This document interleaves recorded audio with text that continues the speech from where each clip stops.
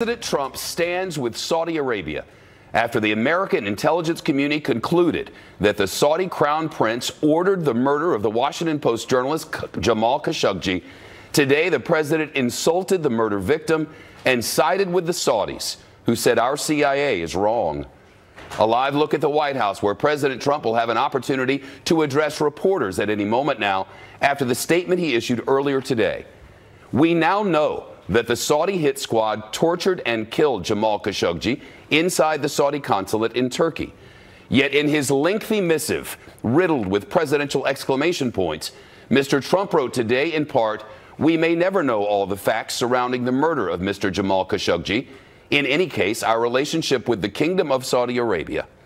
The president said that maybe the Saudi crown prince, Mohammed bin Salman, knew about the murder, or maybe he didn't.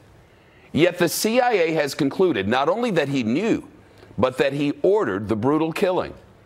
Lawmakers are putting pressure on the White House to punish the Saudis. Both Republicans and Democrats and U.S. allies are doing the same. So the president may not have the last say. We're waiting for the full report from the CIA. But today, the president got ahead of his intelligence agencies. In essence, for now, it doesn't matter what intel says. We're standing with the Saudi kingdom. John Roberts reporting live from the White House. And we expect that the president may stop and talk with the assembled media outside the South Portico as he departs for Mar-a-Lago this afternoon. I don't imagine he would leave for Thanksgiving, Shep, without a few parting words, and he'll certainly be asked some questions about his statement regarding Jamal Khashoggi, which appears to side with the U.S.-Saudi relationship rather than what we're hearing about the substance of Jamal Khashoggi's murder. The president saying in a statement, quote, "King Salman and Crown Prince Mohammed bin Salman vigorously deny any knowledge of the planning or execution of the murder of Mr. Khashoggi.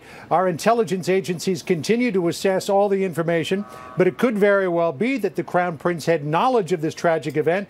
Maybe he did, and maybe he didn't." If that sounds familiar, that's exactly what he told Chris Wallace last Friday in an interview. In the statement, the president said he didn't want to risk the relationship with Saudi Arabia, hundreds of billions of dollars in military and commercial deals at stake, pointing out that 17 Saudis involved in the murder have already been sanctioned by the United States. The Secretary of State in the last hour backing up the president, saying it's a mean and nasty world out there, and the president needs to have relationships with countries like Saudi Arabia. The president also raised questions about Khashoggi himself, though, going some distance to impugn Khashoggi's reputation, writing, quote, "Representatives of Saudi Arabia say that Jamal Khashoggi was, quote, an enemy of the state and a member of the Muslim Brotherhood." But the president going on to say, "My decision is in no way based on that. This is an unacceptable and horrible crime." But he put the information out there in an official presidential statement. The president in that statement, Shep, also recognizing that Congress is likely going to do its own investigation and may have some recommendations for him. The president saying he will look at those recommendations, quote, "but only if they are consistent with the absolute security and safety of America." The president also saying that Saudi Arabia remains, quote, "a great ally." Shep. John Roberts reporting from the White House.